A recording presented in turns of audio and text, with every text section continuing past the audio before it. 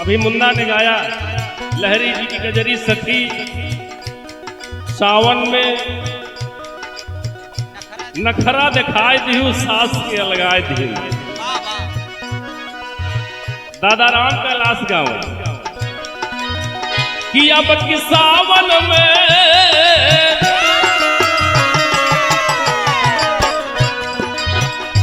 अब की सावन में नहीं हरे न जाई दे घुन हली हाय दे।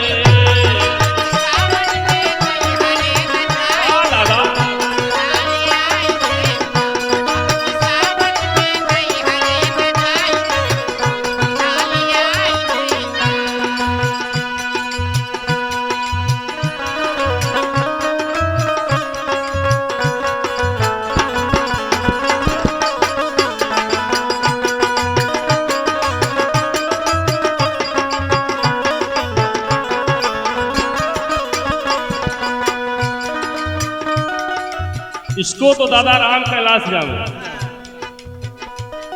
बात जनाब हैदर अली जुगनू जी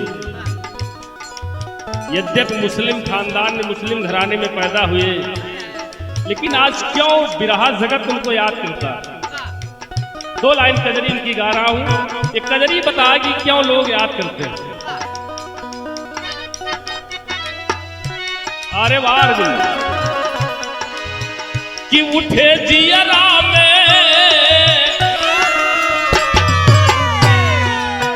अरे उठे बदरा में रही रही हिलोर सखी नाच वन में मोर सखीना।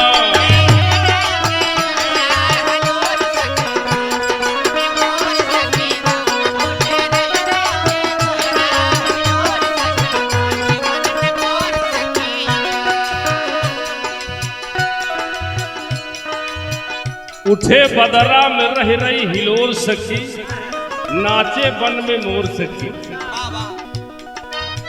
अंतरे पे गौर करेंगे।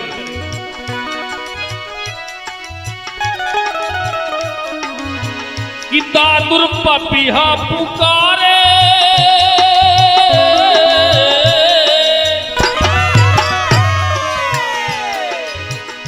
दादुर पपिहा पुकारे रतिया चदवाली आरे।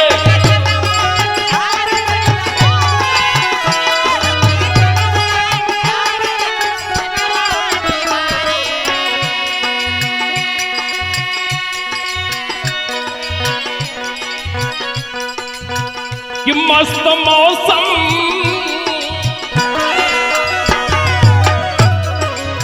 और मस्त मौसम मदन भइल चोर सखी नाच वन में मोर सखी।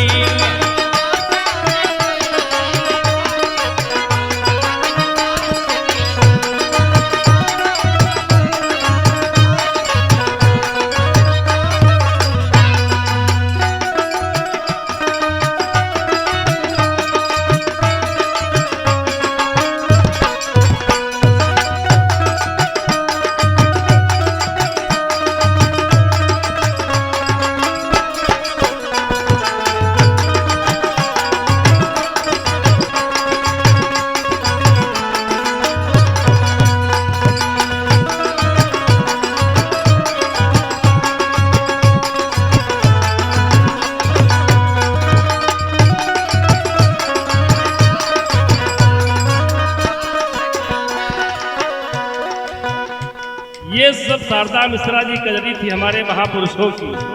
दौर बदला, गायकों की गायकी बदली, श्रोता भी बदल गए। आजकल गायक गाने लगे कि सखी सावन में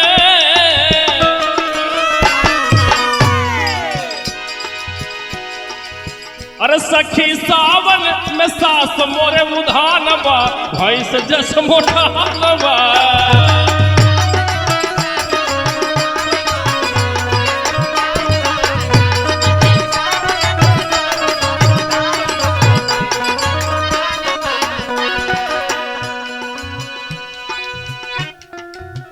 मजबूरी है गाना, कलाकारों के सामने मजबूरी होती है। जो आज लोग पसंद करते हैं गाना पड़ता है मजबूरन में।